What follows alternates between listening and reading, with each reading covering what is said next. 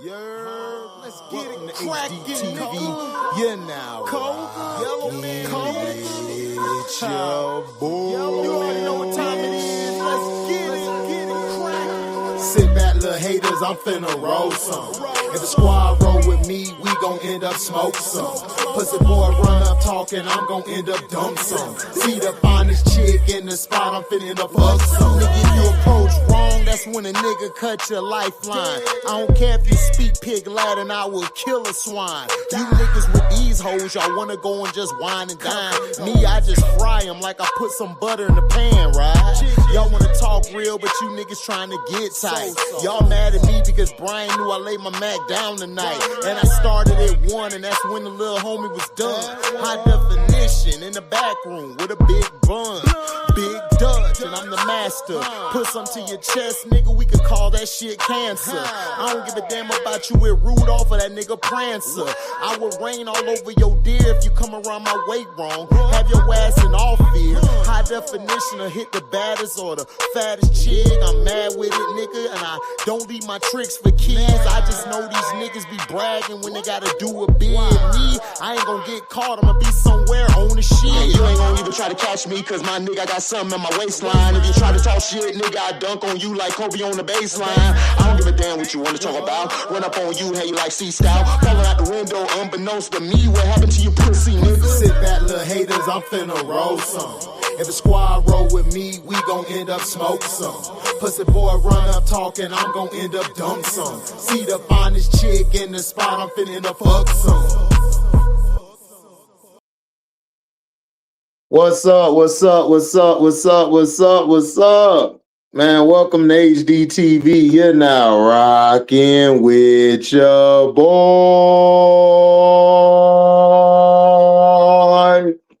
Hit the like button. Hit the like button.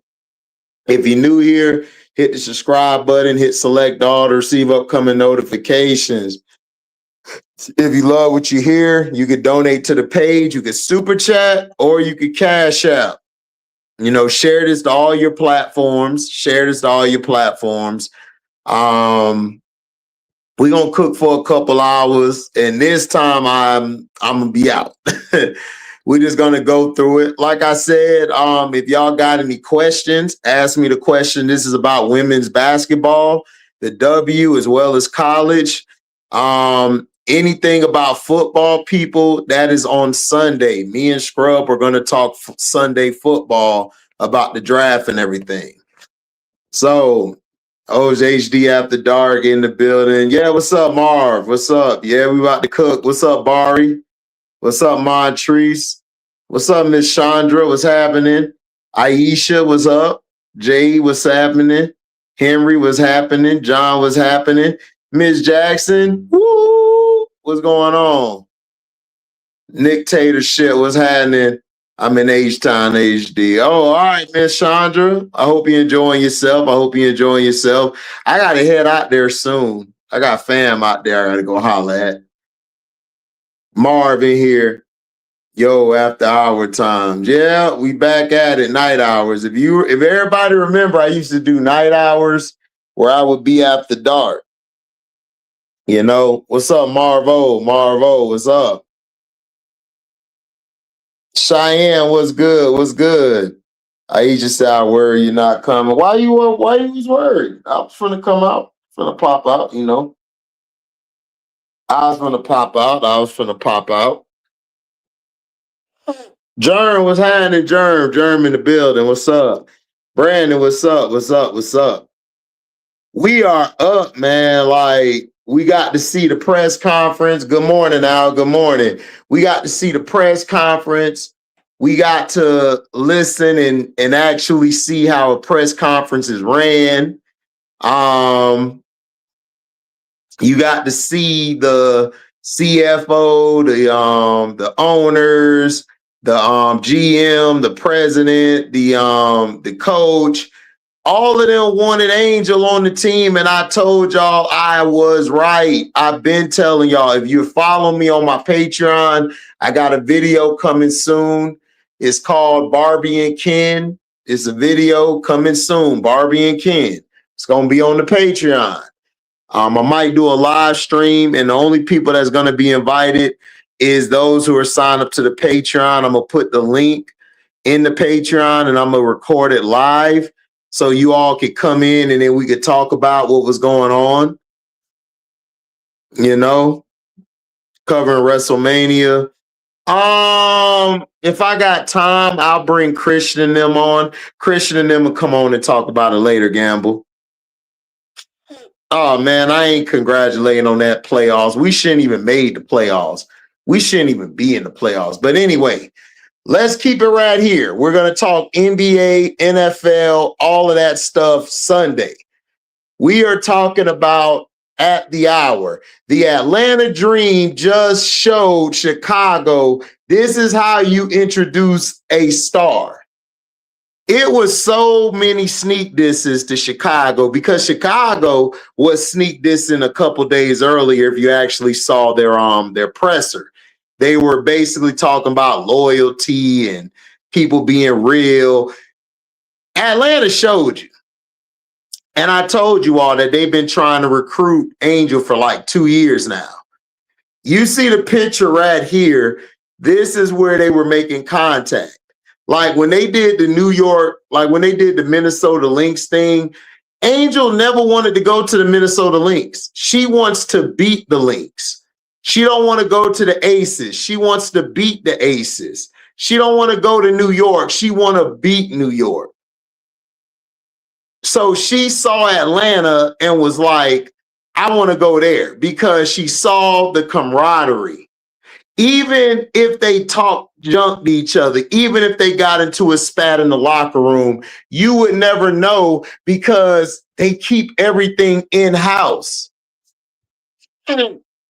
This is the problem that Chicago didn't exuberate.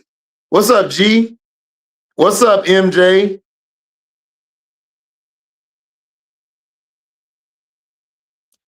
They were flaming the hell out of Chicago. They were. They was dissing Chicago all day, every day, left and right, because they deserved it.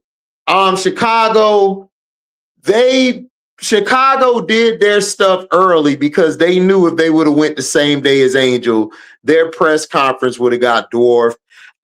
Even AB got a big max contract today, but nobody cared. Nobody cared but like real like W fans, Gamecock fans. Angel in Atlanta took over the day. What's up, J man? What's up, 901?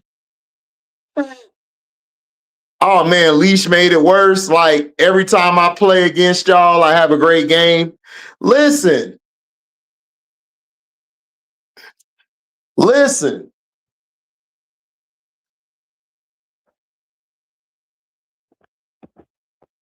They plan on all of that to go down. Atlanta wanted her from the beginning. And I told y'all this. They wanted her down there. They signed the core back. Brianna Jones came back because Angel Reese was coming to the team. Brianna Jones was gonna bounce. She was finna say I'm out. She was about to say I'm out. Nas was gonna look somewhere else, Jordan, and they found out Angel was coming, and they said, nah, we finna stay. And they signed multi-year deals. I think the only one with one deal is Bree Jones. I'm not sure. I think Bree Jones got two. Somebody got 1 year. I think it was Leash. No, Leash got multiple years. Somebody got 1 year. I think it was Jordan Canada. Canada, I think, had 1 year. Hold on. Let me see. I could pull it up right here. Give me a sec.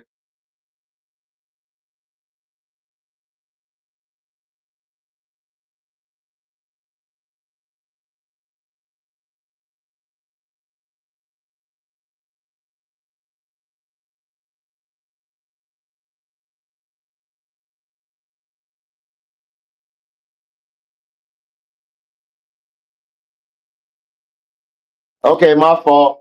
Everybody signed a 3-year deal. Nas signed a 3-year deal. Okay, so everybody signed a 3-year deal but Jordan. Jordan signed 2 years. So everybody's locked up for 3 years or 2 years. So this is what they did. They planned this to happen. They were telling you Alicia Gray showed you what a leader is. That was a shot at Ariel Atkins and Vandersloot and them. Atlanta embraced her and showed her what it's like to be there. Even when Ron Howard, made her little joke about dropping 30 on the team, she wore the number 5 chain on today, representing everybody represented Angel today. It was Angel's show. That is how you welcome a star in the building. This is why Chicago is a piece of shit organization. They wanted her from the beginning. They told you all through the presser. Even the owner of the team even said that he glad she's there. That's all it takes. All Angel wanted was to be somewhere where she's accepted, wanted to get better in basketball. Chicago was treating her like a rebounder and a sideshow. So she said, you know what? I'm gone.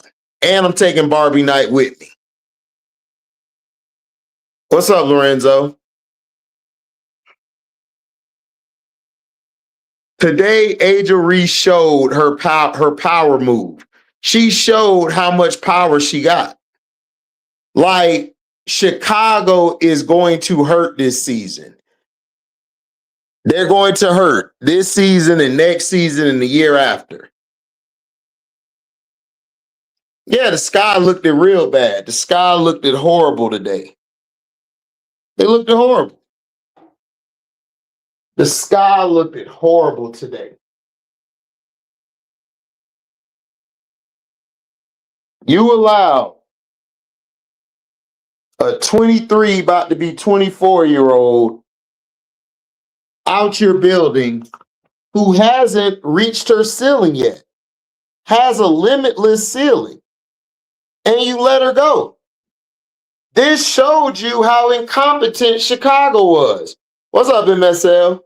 It showed you how incompetent Chicago really is. And you got Chicagoans talking about they gonna do this and do that because we told the truth. They talking about, yeah, we gonna make the playoffs this year. Good luck. Good luck. Good luck. Yeah, it's gonna be weak.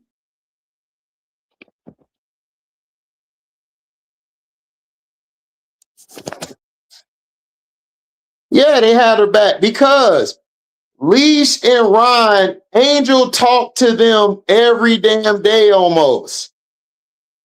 They were talking. Why you think Atlanta was busting Chicago ass? They were busting their ass because they didn't like the way they were treating her.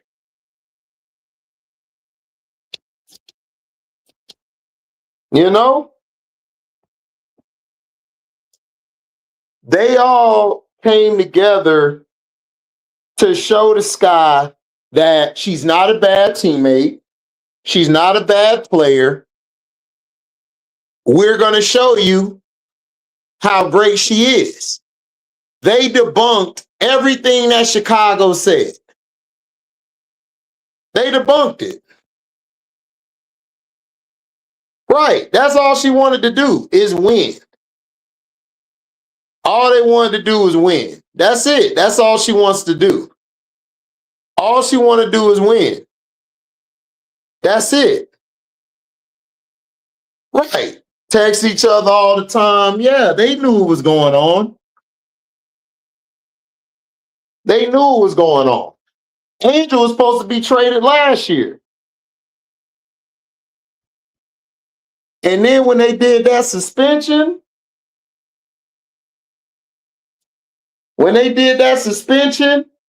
they basically told her, we don't want you.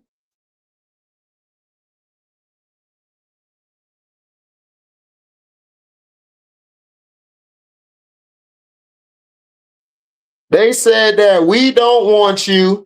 We're going to take Vandersloot's side. That's what they said. Tyler Marsh looked so pathetic in his press conference that everyone sees it.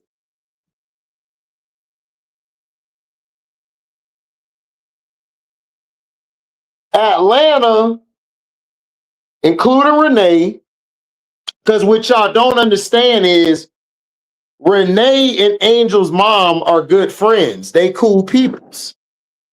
They talk. Teaspoon is cool with Renee.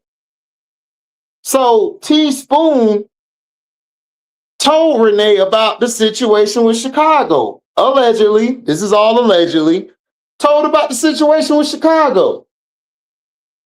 Renee saw the progression of Angel from year 1 to year 2, and she was like, yo, I think we can get her. She told the GM, she told the coach, she told everybody that, yo, I believe we can go get Barbie right now. They tried to get her last year. They couldn't get her because Jeff P didn't want her to leave last year. Because, see, Jeff P knew if he traded Angel to Atlanta last year, Atlanta would have probably got close to the championship. He wanted to try to punish Angel. He wanted to put out his hit pieces to show that, yo, we tried. Angel's is hard to deal with. Had all those players fake hugging, fake liking each other, all trying to show they a team. It looked bad. So what Atlanta did was, okay, we're going to show you. And they basically shitted on Chicago. Atlanta did all of that today, dissing Chicago. They heard Jeff P. They heard Tyler talking shit. Carl Smecko was talking that long because Carl Smecko was basically telling you, like, that dude up there can't coach with me. that dude don't even run his relationship.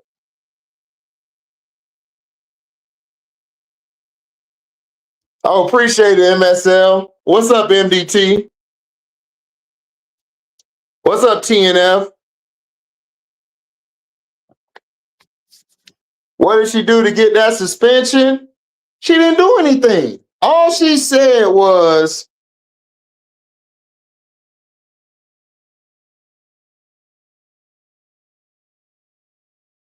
the suspension happened because she told the truth about the organization.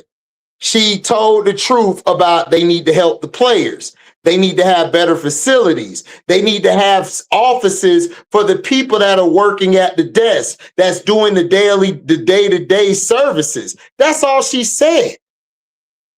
Annie Kostovich grabbed it, twisted Julia Poe's thing, and made it sound like she was attacking the teammates.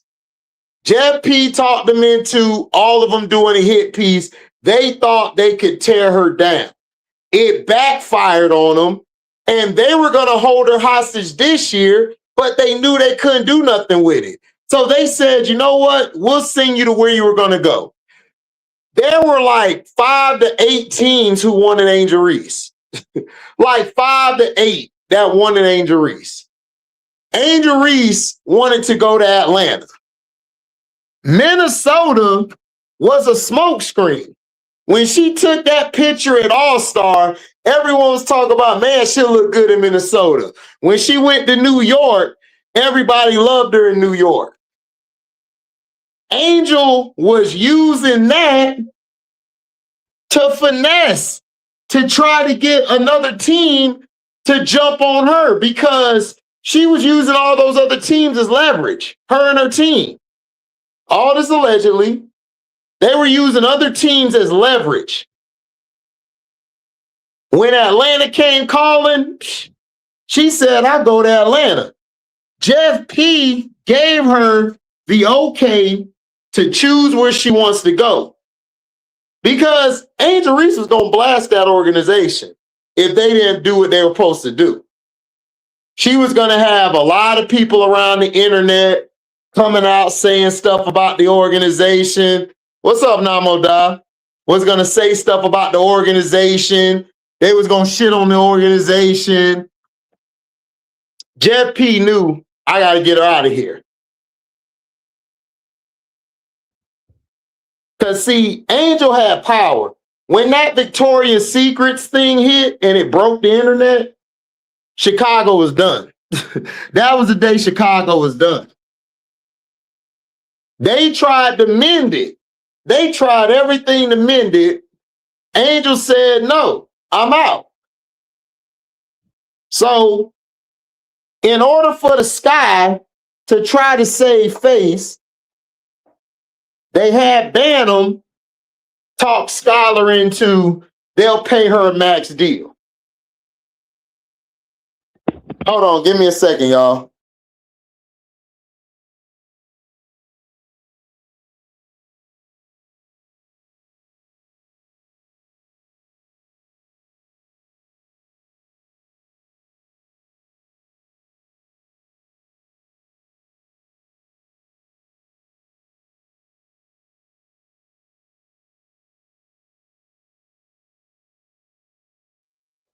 They had Bantam down there trying to bring talent.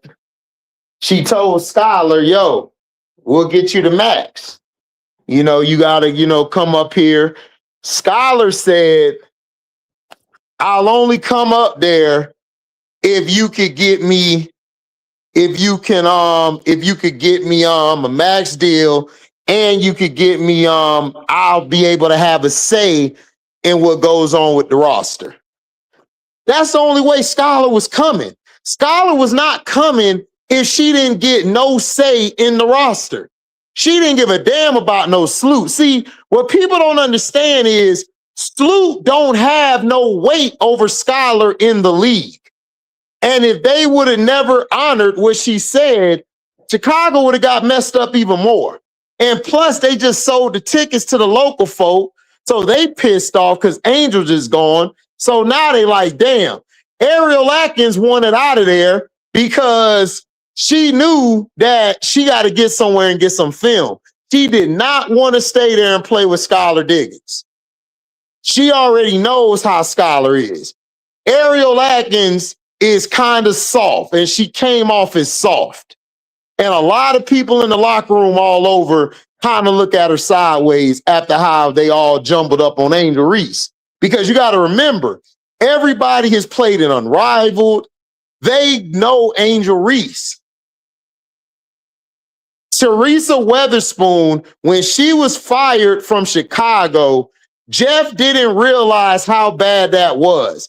Because now you fired a pillar of the WNBA community. Y'all don't understand. Teresa Weatherspoon is on the same level as Cheryl Swoops and all of them. Rebecca Lobo. She was one of the pioneers. And you fired her?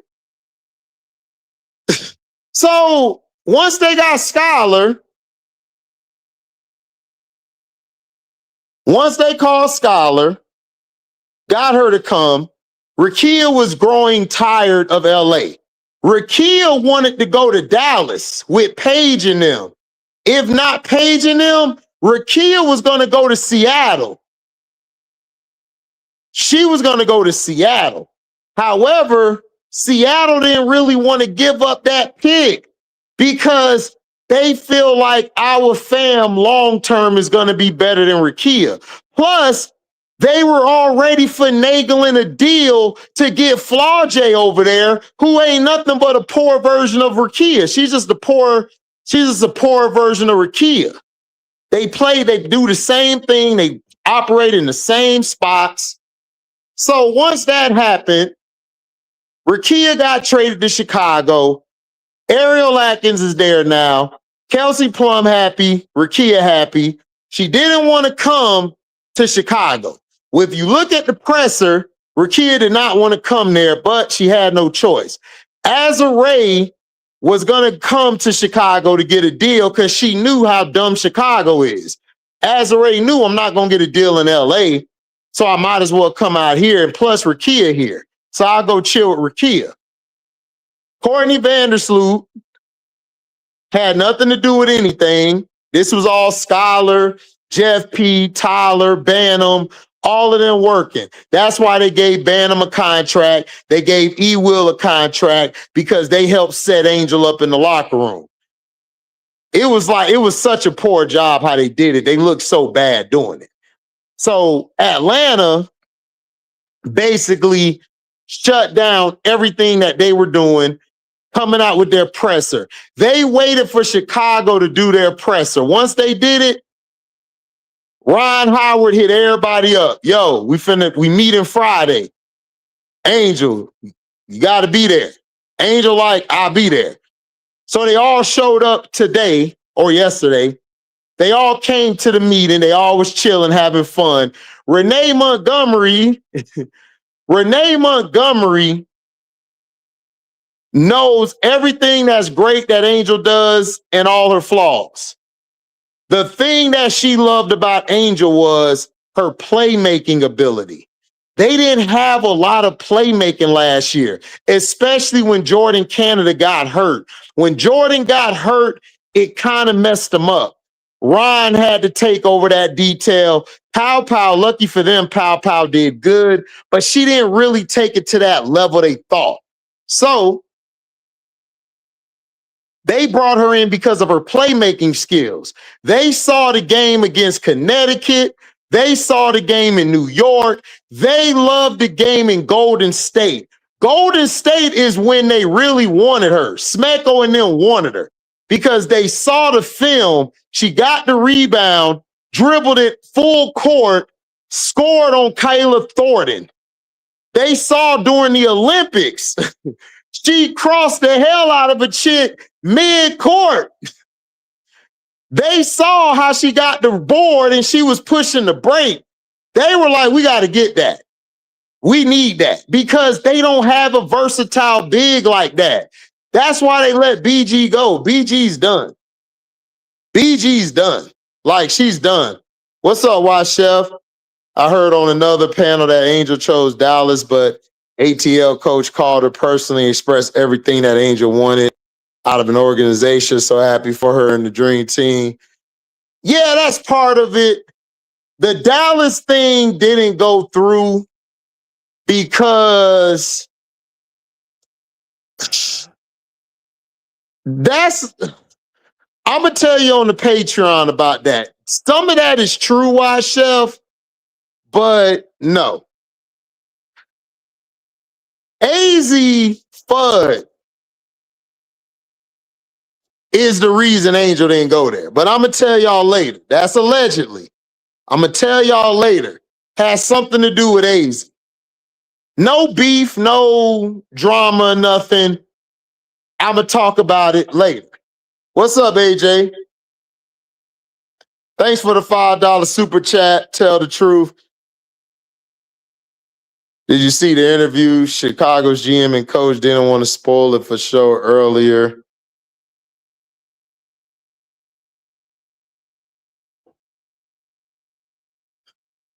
My bad, HD, but if you did speak on it, it's a damn shame. $5. Thanks, Tell the Truth, for the two $5 super chats. So, yeah, so that has something to do with AZ. If you're on my Patreon, you know why it didn't go down. But I'm going to talk further about it because I got a video coming out. It's called Barbie and Ken. It's a video about the Angel and Kennedy, how they were able to mend both sides. Because they weren't cool at first. I hope y'all know that. They just made back up. What's up, Why Chef? So, Atlanta made it their job to make Chicago look like trash because Renee and them did not like the way they put that hit piece out. A lot of organizations did not like that because a lot of these people know Angel. They know her mother. They know her and her mom. They know her and her family. Like I told y'all, Angel Reese is the nicest human being you could ever meet. Like, seriously. I've talked to CC fans. Some CC fans met her. They became a fan after it. They was like, man, I thought she was an asshole, but after I met her, man, she's one of the nicest people I ever met in my life. Like, for real. Like, she's real nice. And a lot of players have used her name to either gain clout or either to get far ahead. So she had to get out of Chicago. Chicago was doing everything to keep her down. The Midwest is trying to push that girl. However, AB got a contract today. So little Miss Goody Two Shoes, no pun intended to Miss Goody Two Shoes, who's on the channel, her clock is ticking. If that girl from the Midwest don't hoop this year, I could possibly see her bouncing. Seriously. Seriously. Seriously. If Angel and Kim made back up, could it be the same? Lorenzo, it's nothing. Flaw J and Angel ain't the one with the problem. The problem is the mother. If Flaw J get rid of her goddamn mom and get real representation who's trying to represent her, not trying to live her life, they can actually get something going on. Flaw J's mom felt like Angel was trying to pull her away from her. That's what she felt like. Flaw J mom is a trip. She a trip. Hey, what's up, Miss Goody Two Shoes? Hey, what's up, Love Song? Yeah, she stacked up the whole thing with guards because when Aaliyah Boston got that contract today, that put everybody on notice. That girl from Indiana better play this year. She better play ball. If she don't play ball, it's gonna be trouble. But Atlanta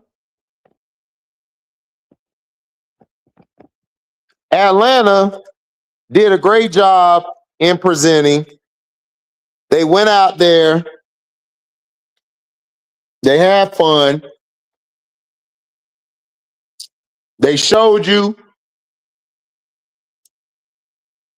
how teammates are supposed to be. They showed you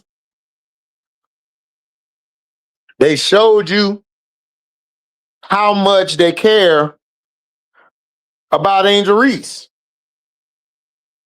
Ron Howard told you, yeah, we want to win, but it's also about building a relationship with people you care about. Yeah. Flaw J mom is the reason why a lot of people don't like Flaw J. It's a lot of people who want to do business with Flaw J. They can't do business with Flaw J because of the crazy ass mama.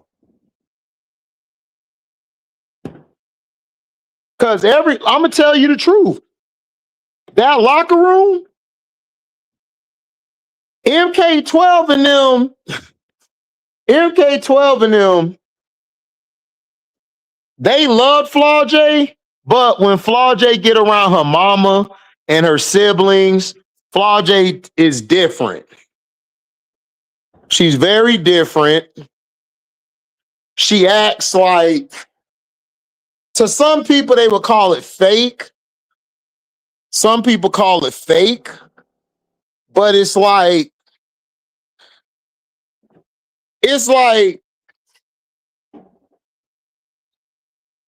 her mom got her hooks in her. And a lot of people don't like that.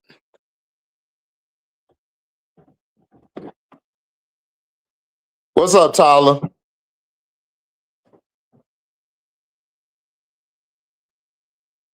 So they could have been squashed that. But I'm gonna tell you everything on the Patreon because I want to get into the situation later. Now, Atlanta starts their training camp Sunday. Angel Reese got Atlanta in the chokehold. So they're aiming to go to the championship. They're trying to win. Alicia Gray, in this picture here, Ron and Angel talked. They talked. Ron Howard made some statements last year, which had a lot of people like, man, she sound kind of jealous or bitter of Asia. Ron Howard does not like the fact that the crowd was practically like just loving on Asia. It's the same thing that happened with Michael and Isaiah. Like when Isaiah came to Chicago, he's from Chicago. Asia's from South Carolina, so South Carolina is practically Atlanta is hers. Ron didn't like that. Ron wanted Angel there because they saw in New York when Angel went to New York how she had the crowd going crazy. They saw when they were in Atlanta, Angel had a big following there. Like everyone came out to see her. So they wanted that energy there. Ron wanted that energy there. Plus, Ron and Alicia saw the game where Angel gave Asia fits. Like Asia was throwing like 8 screens out there. And like Ron was looking like, damn. They was like, this girl is a beast. Like, if you're a basketball player and you see somebody at that size be able to go through screens, cut off angles, get the spots, they're looking at a young buck make the MVP actually work. Out of all the 4s in the league, ain't nobody defended Asia better than Angel did. So they knew they needed to get that over there. Ron Howard was like, we got to get that over there. We got to get this over here. Because they need that toughness. Ron Howard, Alicia, and them, this is all allegedly, they felt like BG was done. They felt like they didn't have enough dog in that paint. They didn't have enough dog in that paint. That paint was kind of poodleish. It was kind of fluffy. They needed to bring that energy. Then at the USA team, Ron Howard is watching how Angel is dominating both ends of the floor. Angel was giving it to AB. She was giving it to Kiki. Angel was going at it with everybody. She was taking charges. She was getting rebounds, pushing the break. Like, it was incredible. Carl Smecko was like, damn, because he saw it last year when they played them. If you go back and watch the game with Atlanta versus Chicago, Chicago's bigs dominated Atlanta. Every game they played Atlanta, Angel and Camilla dominated the paint. Angel had the paint on yellow tape hours. It was on yellow tape hours. They had it blocked off. You couldn't even go to the paint. That's why Jordan Canada said, shit, I tried to get to the paint. I got my shit thrown. They never seen no craziness like that.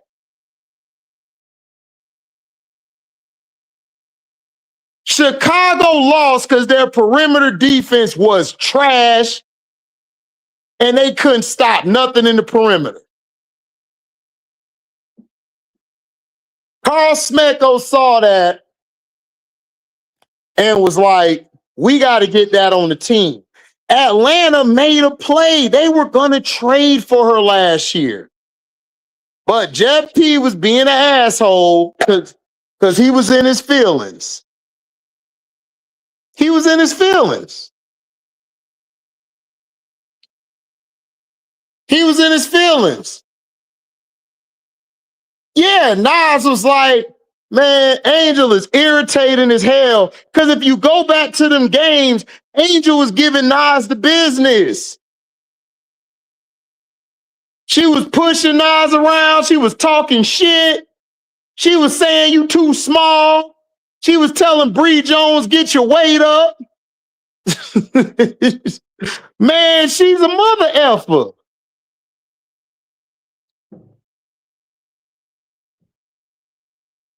Now, let's get to our favorite person. Teaspoon is the one who orchestrated all of this. Ron Howard did not know how Angel was. She thought Angel was this pretty girl who got these crazy ass fans. Because Angel got crazy ass fans. Her fan base are fanatics. They crazy. Because they still got PTSD from the LSU championship game. But when she actually met her, they actually played each other. She realized, like, okay, she got this dog in her. She got dog. They've been cool ever since. Teaspoon always would joke with Ron. That's a pit bull out there, Ron. Ron, it's a pit bull. That's a pit bull. She pretty. She a pretty red nose, but you get too close, Ron, she gonna bite. Ron, she gonna bite. Ron, she gonna bite you. Ron be like, man, I don't see that. Nah, she can't guard me. She can't, And then when Angel picked the cookies, man, Ron was like, that was only one time, coach. That was only one time. I told you, Ron, she a pick.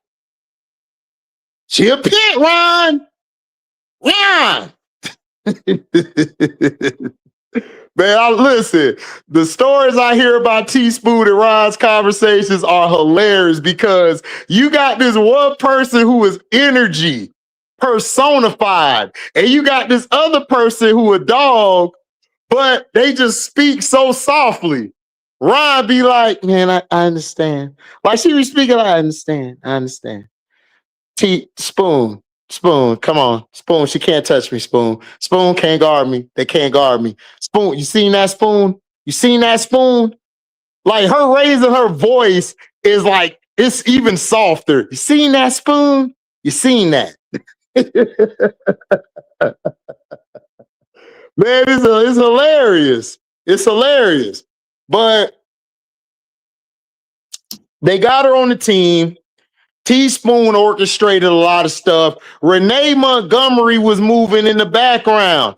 Renee was, remember at the All-Star game last year, Renee was at the All-Star thing. Renee went and hugged Mama Reese. Ron was talking to Angel and Leash. Leash and Angel, all of them were talking. And they was kicking it off. Like it's like they all were on one accord. It was crazy.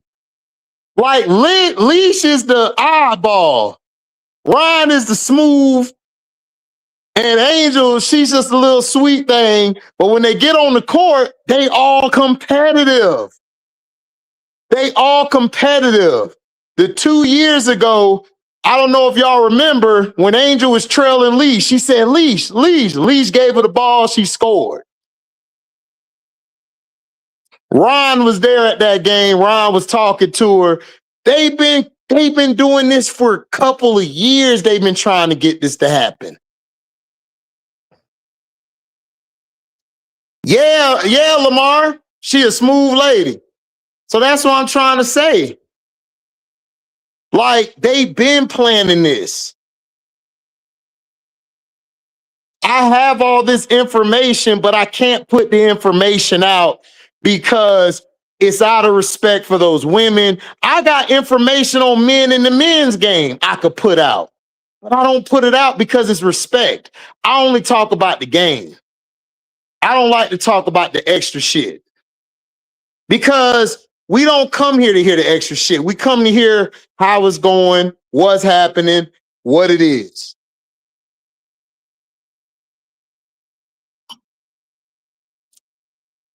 So they picked her up. They shitted on the Chicago Sky. The Sky showed you they fumbled another bag. Now, people are trying to say they're going to be this competitive team. Look, whatever floats your boat, cool.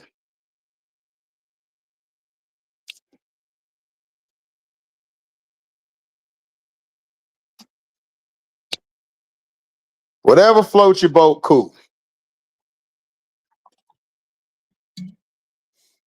So today's press conference was more like letting everybody know the cat's out the bag. We got the Barbie. Now what? Now what? Atlanta's going to be dangerous. They want to win, and they'll do whatever it takes. Now, I also wanted to talk about this as well. Shout out to my brother, AJ. If you still out there, AJ, tell niece I said I hope she gets some rest. Shout out to my brother, AJ, for sending, people trying to say Angel gonna be the first option. Do y'all know what an option is? Like, if you want me to be honest, like, Kobe was more of the first option. She just went to sleep. Good. She need a rest, AJ. She need to get some rest. So, do y'all know what an option is? What if I told you that Kobe Bryant was the first option of the Lakers more than Shaq was? You know what'll happen? Everybody will get mad. They'll bring up stats. They'll torch everything. They'll bring tiki torches out.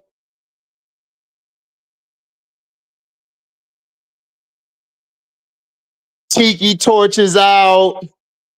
All of this stuff. What if I told you that? What if I told you that Penny was the first option in Orlando? You know what people will say? Oh, you lying. You don't know what you're talking about. Because people have selective choosing when it comes to knowing what it is or what it is or what it is and what it does. And y'all probably like, what the hell HD talking about? Listen, if you look at the situation, if we're running a play, AJ could attest to this because he's played the game, so he knows more than me. Prince played the game, he knows more than me.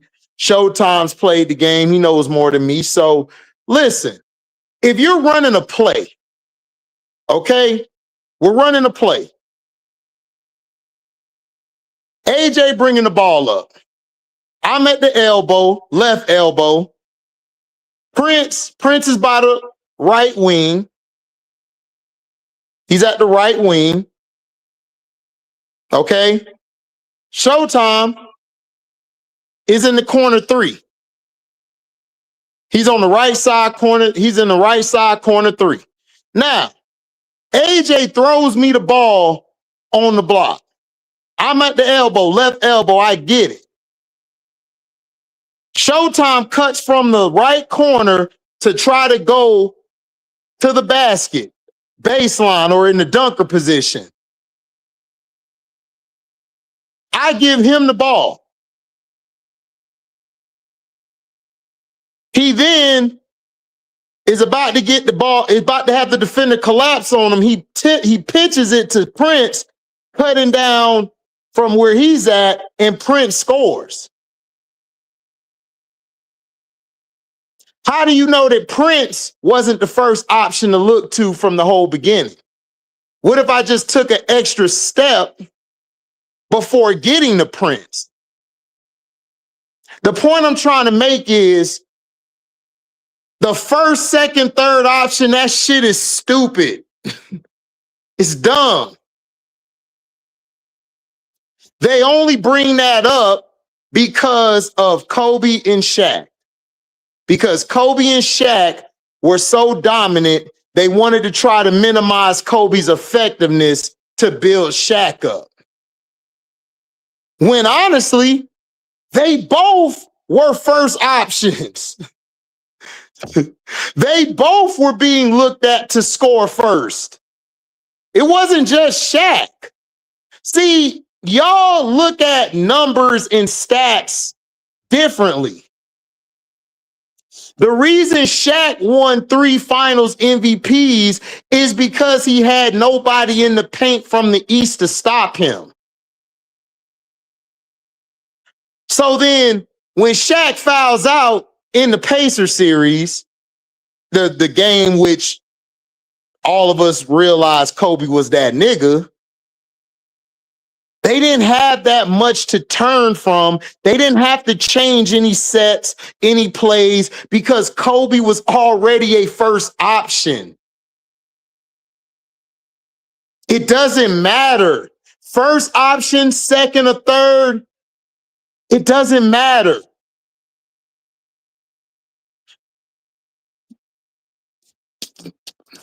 Different possessions dictate who's the first or second or third option.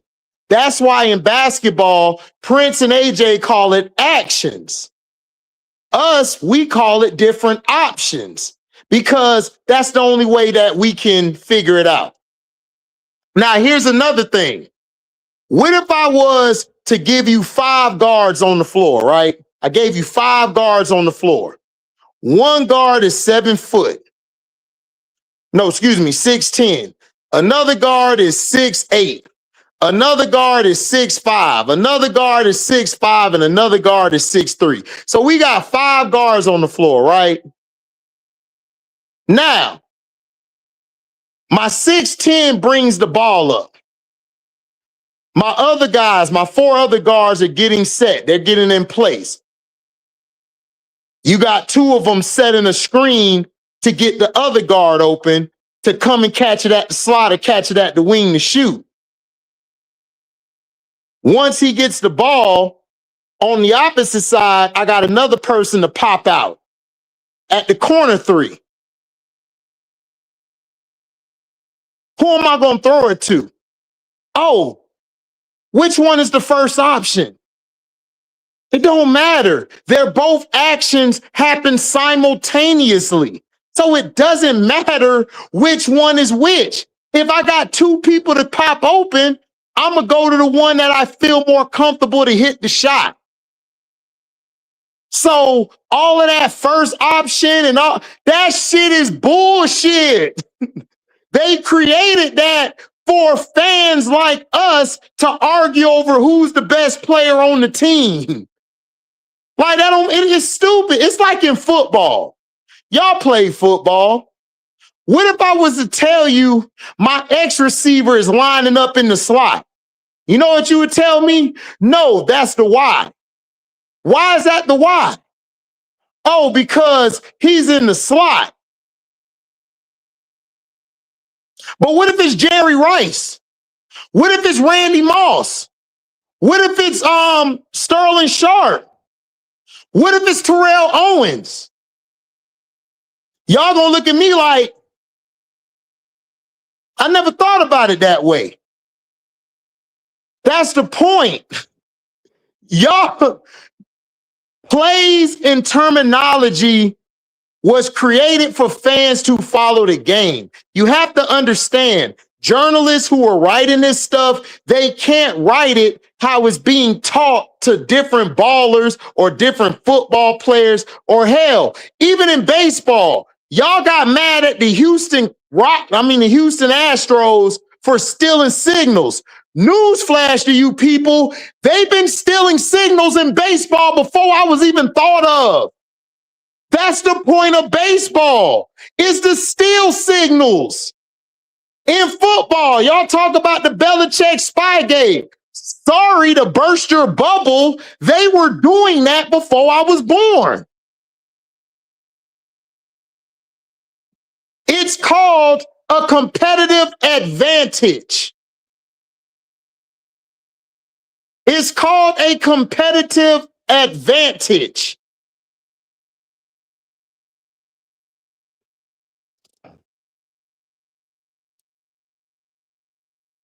That's what I'm saying, Lorenzo. It's like people act like you can't have 2 number 1s on your team, 2 number 2. Bro, all of that shit don't mean nothing. The coach gives you sets. You run 50 to 100, sometimes 20 to 30 plays out of those sets. This is why point guards make the best coaches, because they have to memorize all these sets. They have to memorize all these terminologies, and they have to be able to have it ready in like 2 weeks before camp start. Y'all don't even know what y'all be arguing about.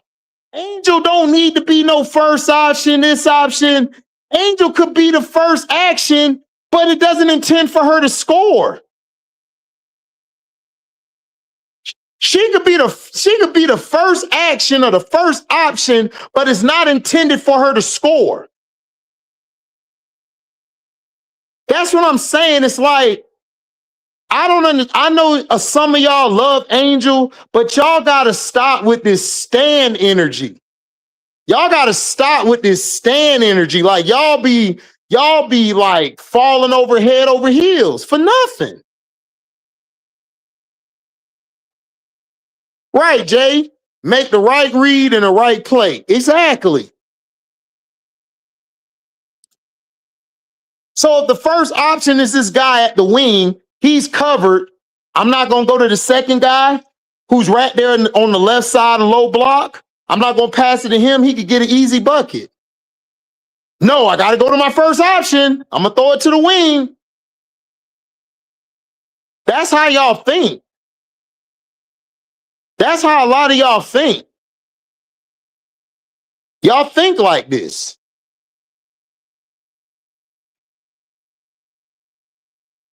Y'all think like this.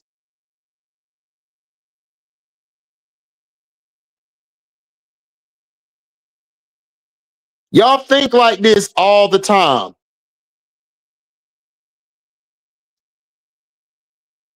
They came up with whose team this is. It's the owner's team. None of the players run the team. I'm sorry to burst your bubble. I'm sorry to mess y'all up. Y'all be telling me, oh, is this person's team? No, it's the owner's team. Steph Curry don't own no team. He may have a say in who he wants to play with or who he wants on his team, but he don't run the team. It's the owner's team. If the owner decide he want to have Kevin Durant on the team, he gonna have Kevin Durant. The media is the one who causes dysfunction and division within the locker rooms, because in their mind, they're like, man, this person is the one. That is their team. No, it's not their team.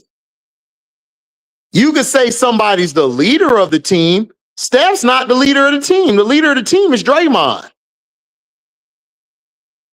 So is it Draymond's team? See, media don't make sense to me. So if Angel's on the floor, Angel don't need to score.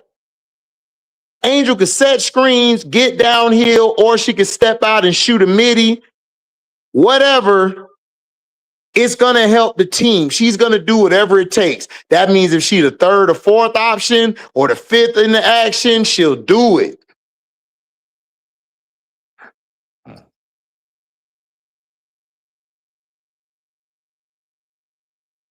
That's what I'm saying, Lorenzo. Like, they've been doing that for years. They just didn't like Belichick and the Patriots, so they hated on it.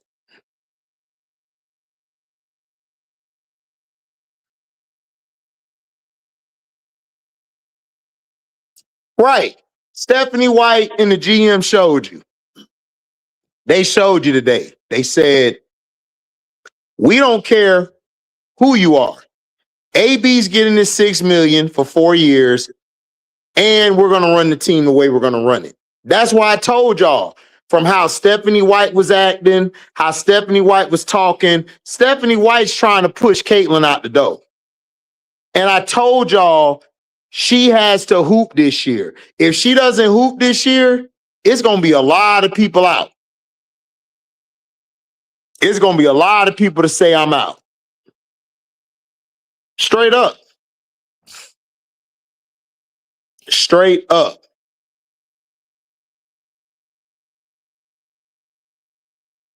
So we got to stop with this first option bullshit.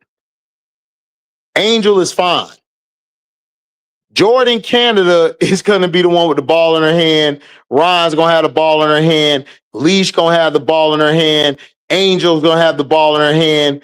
Leash might bring the ball up and initiate the action to get herself a better shot or to get somebody else the better shot. They have a lot of versatility, so they don't just need Jordan Canada dominating the ball. They got other players who can run the offense. That's what I'm saying. Like, y'all think it's just one person now. The league has gotten so versatile that you don't need a traditional point guard. People be asking, well, what about a traditional point guard? Why I need a traditional point guard when I got a girl over here that's 6'2", 6'3", who could do everything that point guard could do. Plus, she's taller, she has better vision, she can get the ball out. I'm gonna get her. Maya Moore, everybody say Maya Moore was a wing. Maya Moore was a guard. Maya Moore was a guard. She was just built like a wing, but she was a guard. But she was built like a wing.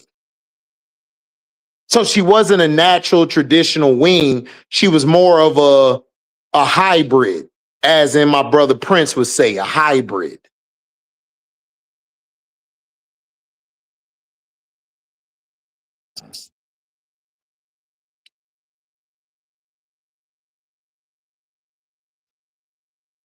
So that's how you have to look at it. Like, look at Juju. Juju is built like a forward, but she's a guard. Jazzy, built like a wing. She's a guard. Kennedy Smith, built like a wing, but she's a guard.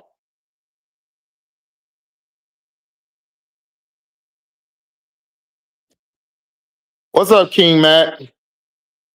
Exactly, Lamar.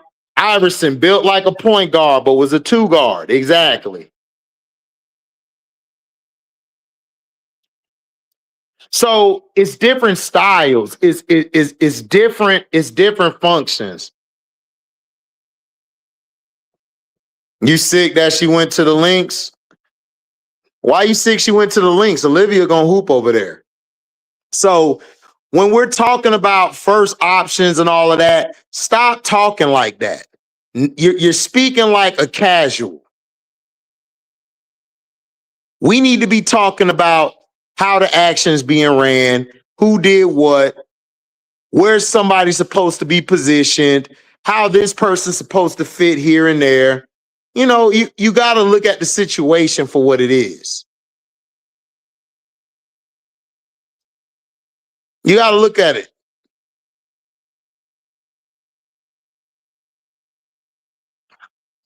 Well, she's not local.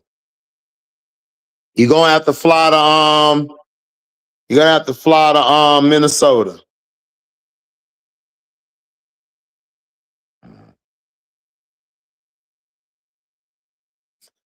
I'm gonna drop the link.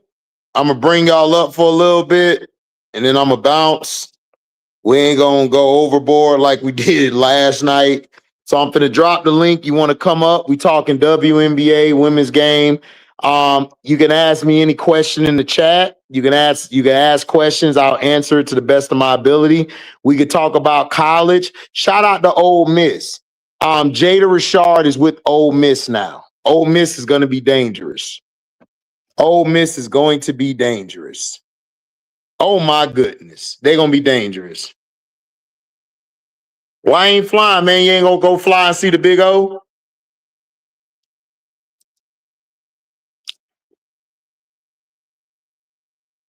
Jada Richard signed over there. Jordan Lee signed with the Gamecocks. Crazy. Crazy.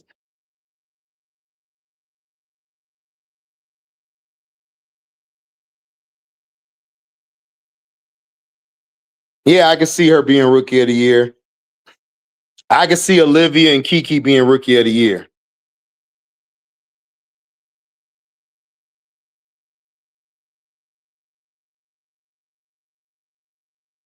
I can see it.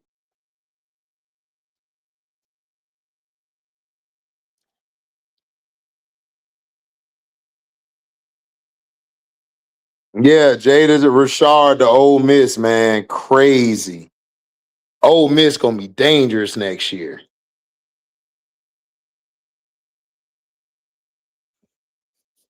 How I feel about the Dream press conference? They shitted on the Chicago's press conference. They shitted on the Chicago press conference. That's how I felt about it. It was great. It was cinema. It was entertainment. Dream gonna be dangerous. Like I told y'all, I got the Dream being in second or third place, and at the end of the season. They gonna be tough. They got a lot of versatility on their roster.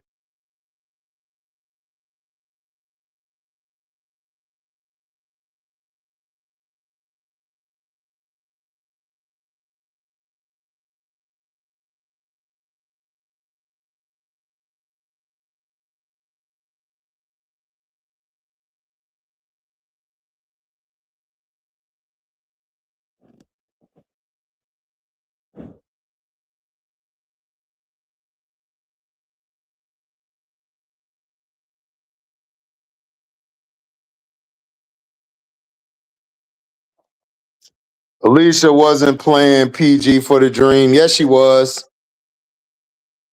Alicia did play point for the Dream, King Matt. She played point last year and she played point for him the year before. Don't tell me about my team, nigga, when I watch my team more than you. You don't watch the Dream, nigga. I watch Goggles way more than you.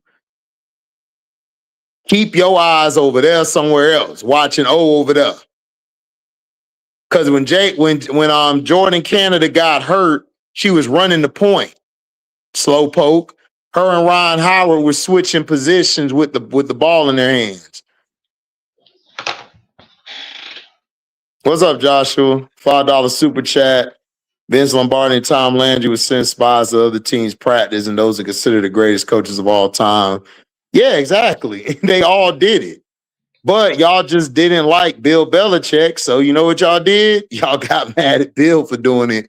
When Tony Dungy just told you days later he did the same thing.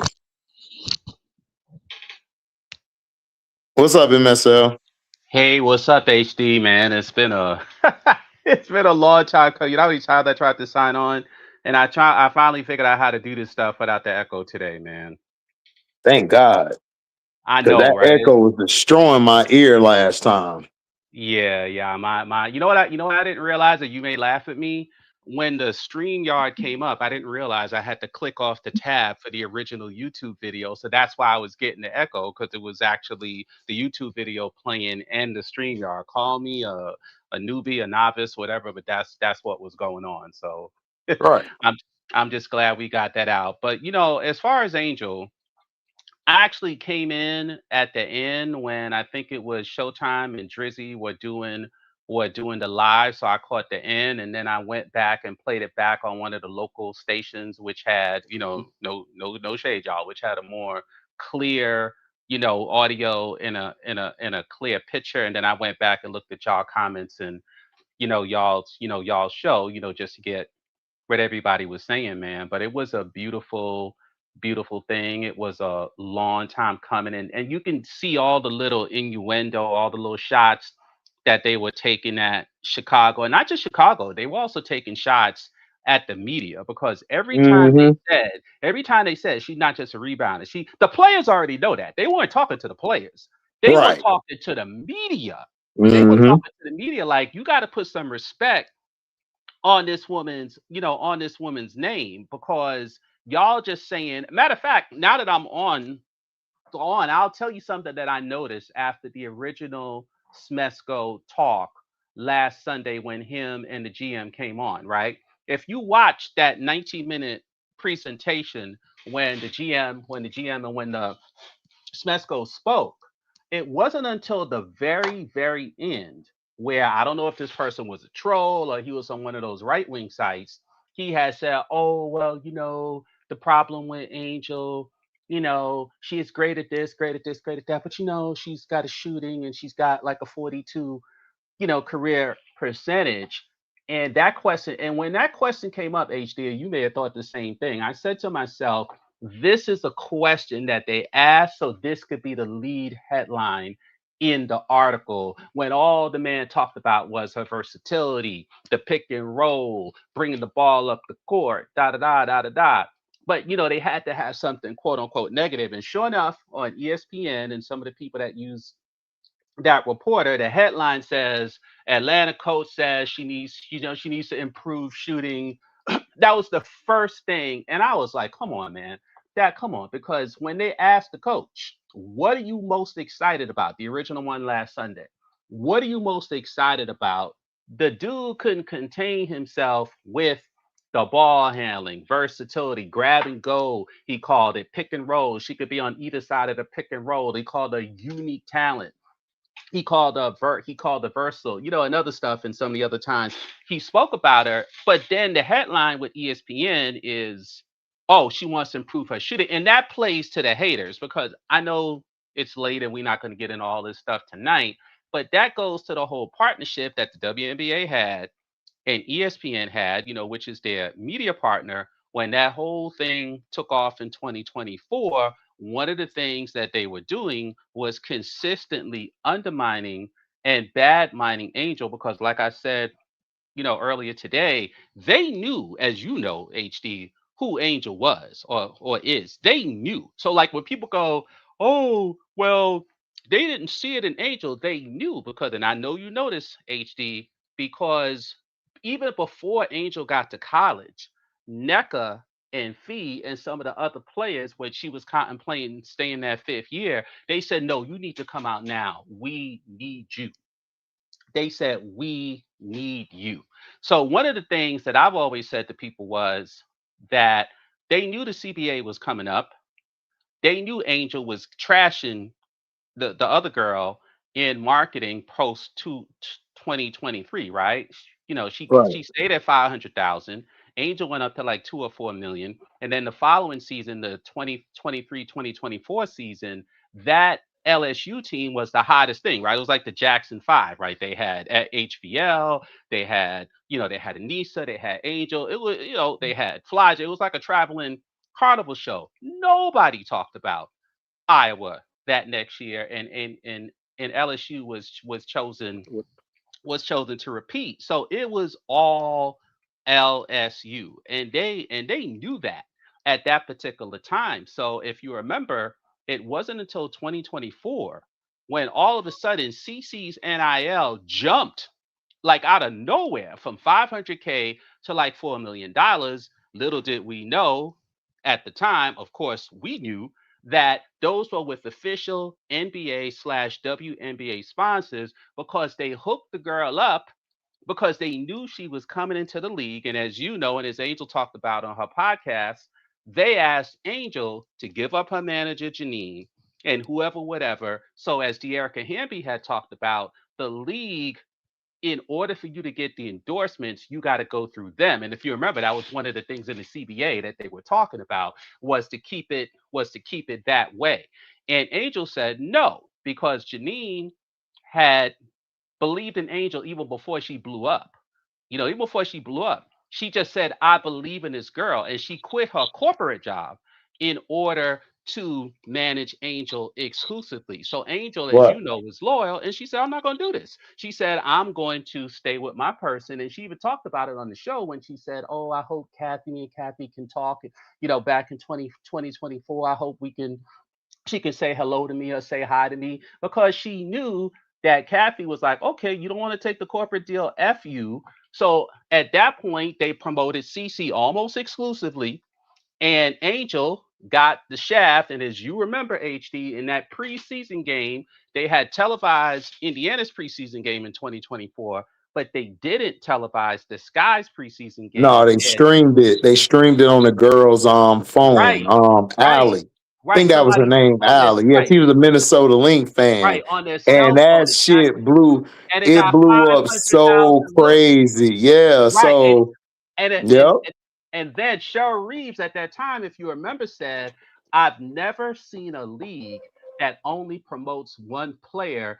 And this league has a lot of great players, and one of them is here right now who people want to see, or something to that effect. But see, And I get upset with Cheryl Reeve because Cheryl Reeve had a chance to get her. you had a chance to get the girl, but I understand. You had Pilly, so whatever. Well, we ain't gonna talk about that one right now. Right, right.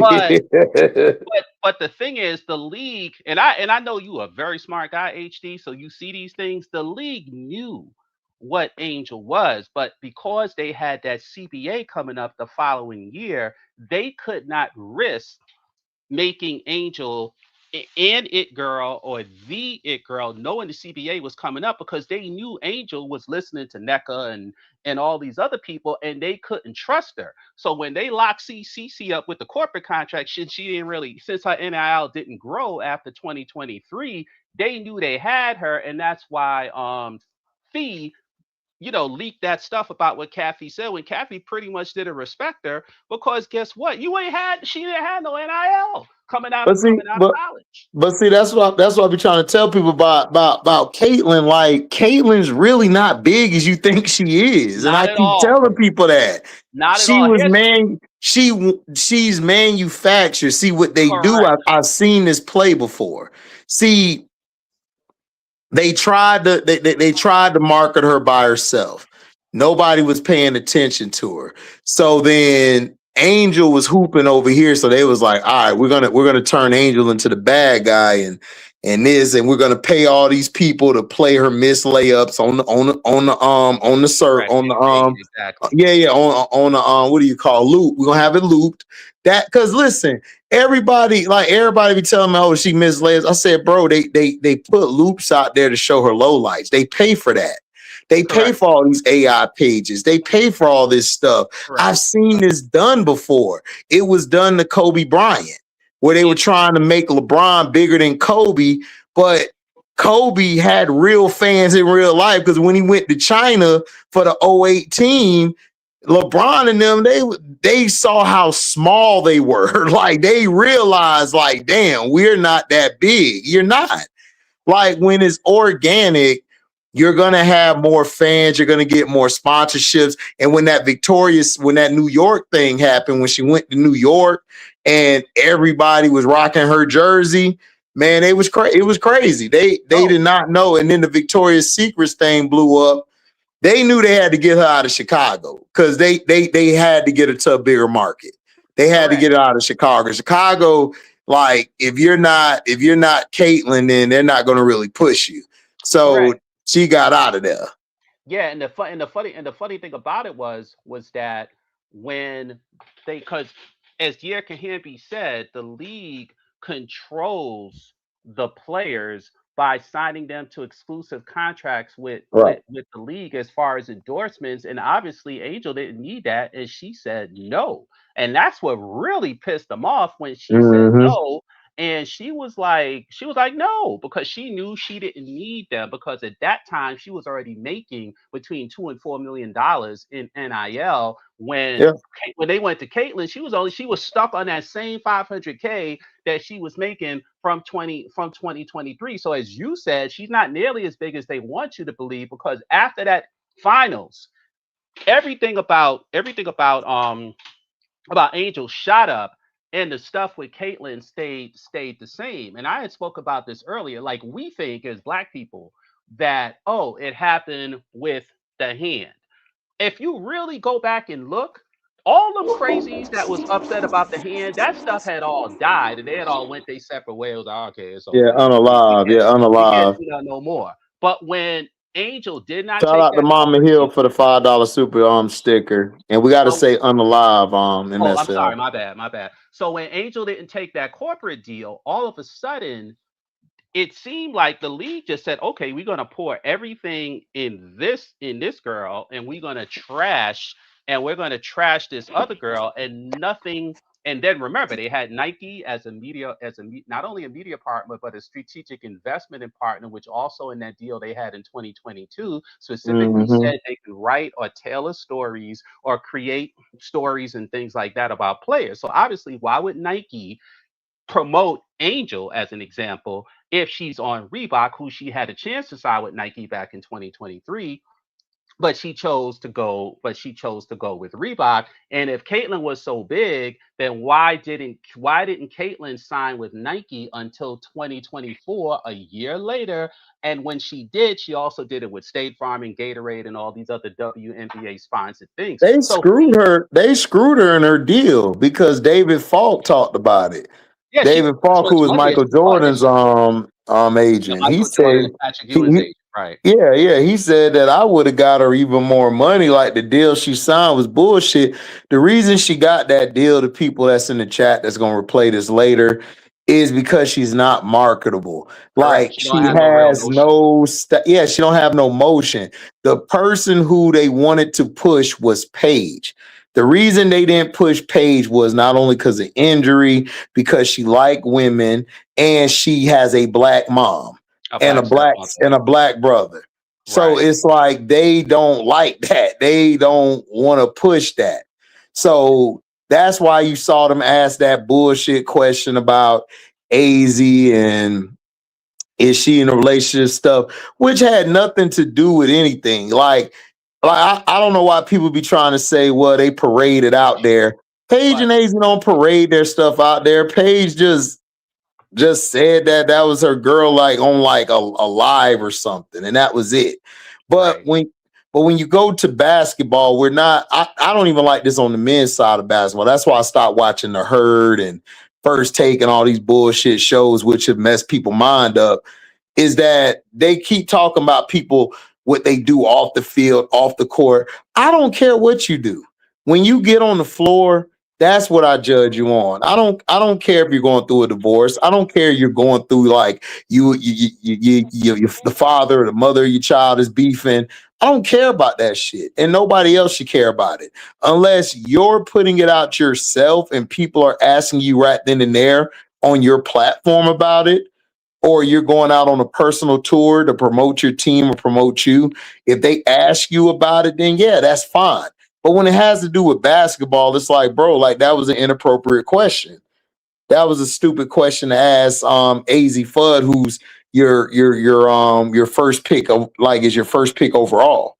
That's Well, stupid. well, what's interesting, and it remains, and I know you have somebody waiting in the chat, so I'll just say this and step back. But what's interesting is that we're going to see now, because it appears to me that the league, like you've spoken about before, is about to make a transition and say, you know what, we got this girl who got real motion. Let me just say the part I was going to say earlier. The difference with with Caitlyn and Angel is when Caitlyn was coming in 2024, as you know, they put a massive amount of advertisement in her. They put a massive amount of she's the greatest ever, this, that. And the common sense person says, well, hell, what make her different than Sabrina Nescu? What make her different than Kelsey Plum? What make her different? Why this person? Well, the reason why they did this person, as we know, because like y'all have spoken about before, they tried it with Plum, she said no. They tried it with Anescu, she said no. They tried it with this person, they tried it with Paige, she said no. They tried it with this one, and she took the corporate deal. So they knew, and think about this, chat. You ever notice that every CC channel on YouTube supported the WNBA, did not support the players, did not support Unrivaled, and hates Angel Reese? They all do. Now, you can call it coincidence, as the brother in the chat is shaking his head saying, I see that. Or you could say people are being paid behind the scenes. I'm not even going to deal with that right now. The point is it's there and you can't deny it. So all these people are the ops. They're not legit. So what they do with Caitlyn is because of all the she's the greatest ever. So what do you attract? You attract white racists who's like, oh, we got a great white hope. She's this. That's great. Or you attract lonely people, or you attract bandwagoners. People who want to catch the latest, greatest thing because they were told that this person was going to be the greatest. If they didn't have that marketing campaign where they gave her the most unprecedented expectations ever of any female player the last 20, 30 years, nobody would have cared about Caitlin Clark. So it was the WNBA that brought all these racists into the league. It wasn't the finger, because like I said earlier, that finger, if you go back and watch the video, there was no player, there was no ref, There was no announcer, Mulkey. Nobody cared about that finger. It wasn't until Portnoy and Keith Olbermann got on the internet and started to make a big deal about it, got all those crazy those right wing guys. And then what the media does is they see something on social media, they'll cover it. And then when the media cover it, they think the media covered it originally when that thing was a big nothing burger. Go back and watch that video, y'all. Nobody cared. They didn't mention the post show. They didn't mention during the game. They didn't mention it on the encore interview. It was never mentioned during the game, and no ref even cared. It was a big nothing burger. And so what that showed was they can use the internet to manipulate people. So last thing, HD. So how is it in 2024? We all kept saying casuals, casuals, casuals, but then the media wants to tell you that oh, she has these diehard fans. The casuals come because ESPN, ABC, Yahoo, whatever, the people in the media consortium, they all say these great things about her, so people want to watch, and they put all her games on TV and say she has all these great ratings when they don't put anyone else on TV, right? 19 to 20 games, I think the first year, had her on it on the national broadcast. And then on the internet, they have all these fake paid presenters who just all they do is worship Cece. That's all they do. If she doesn't play, they talk about that. If she's not bowed to or kissed, they just say the craziest things. And then what happens is the media picks it up, and then all these paid presenters, they have bots and paid shills and all these people who come in the comment section. And we think these are people that are real, but they're not, because as we all experience, ask them a question about Cece's game, ask them where she played college, ask them where she played high school, ask them where she played. They don't know anything. So think about this. Last thing, how is it possible that your internet fans, who presumably are your most diehard, most hardened fans compared to somebody on the street that just watches the game because ABC or ESPN told, how is it possible that your internet fans know nothing about your game? They know nothing about your college coach. They know nothing about anything about you. These people are fake. They're fake. Whether it's 30%, 50%, 70%, I don't know. But most of them is fake. And of course, and the rest of them is idiots, and the rest of them is racist. And I think the league, to bring it back to Atlanta, I think the league realized you can't grow your league if 70% of her fans in this area say, I don't like the sport, I don't watch the sport, I don't like the sport, I don't watch the sport, I only want to watch her. So we get upset and go, oh my God, Caitlin. No, because you can't grow a sport when anyone just wants to watch it. And as far as the black white thing, as you know, HD, and I'll close it out here, if you go back the last 30, 40 years, all the biggest endorsement athletes were black. Serena Williams, Michael Jordan, Tyler, the golfer, forgot his name, Tiger Woods, Mhm. LeBron, et cetera, et cetera, et cetera. So we got this hang up that, oh, she's white. And they didn't want to promote her because she was white. They wanted to promote her because because Kathy thought that old school racism thing, but the bird magic thing, this wasn't this, because they treated them as equals. In this, they treated Angel like she was a nobody and tried to uplift Caitlyn, and that didn't work because Angel has real fans who know her game, who wasn't going for that. And then Kathy was like, okay, we got this CBA thing coming up.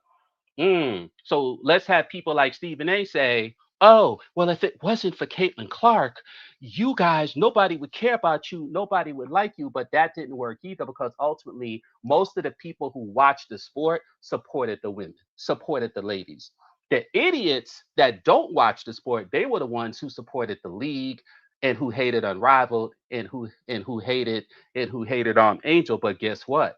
Nobody cared, because I think the league realized, if you want to grow this league, you got to have rivalries, you got to promote the players, and you got to do all these things. And just this Atlanta announcement, and sorry to the brother in the chat that's waiting, if you look at this Atlanta announcement and the trade, the WNBA has got more real traction and information. And if I'm wrong, HD, tell me I'm wrong, just based off of this last week and free agency and all the stuff that's going on, than probably all the BS that they did with Caitlyn those first 2 years. And that's how you run a league, because now you got real rivalries, right? Atlanta versus New York, Atlanta versus Indiana, Atlanta versus Phoenix, Atlanta versus Vegas. I mean, these are going to be juicy, man. If we don't mind the Angel CC thing when they're equals, whether as teams or as personalities. But when you try to put one in the doghouse and raise the other one like they're Jesus, that's not going to work because the reality is nobody cares about her.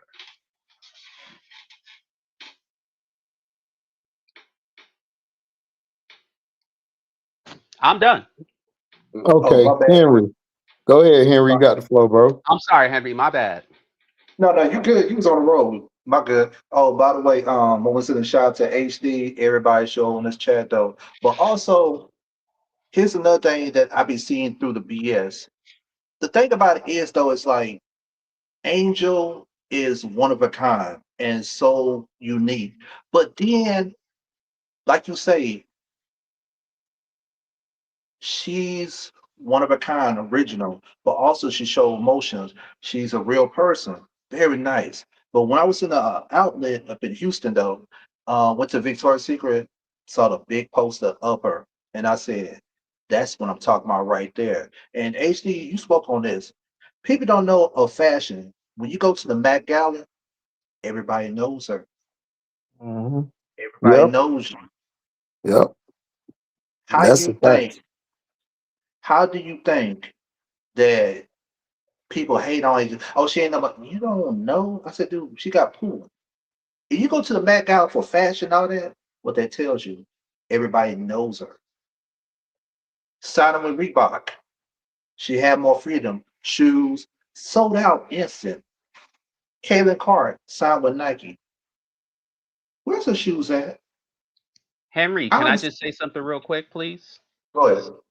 Thank you. I'm gonna let you talk, but I think this would be interesting to the chat for those who don't remember. What people don't realize is Serena and Venus, way back when they was 16 and 15, they actually the one of them signed with Reebok and the other one signed with Adidas before they went to Nike, because if Reebok and Adidas offered you the most money, that's what I mean. We all saw that in the movie with them. That's what they were going to do. So to your point, Henry, you're right.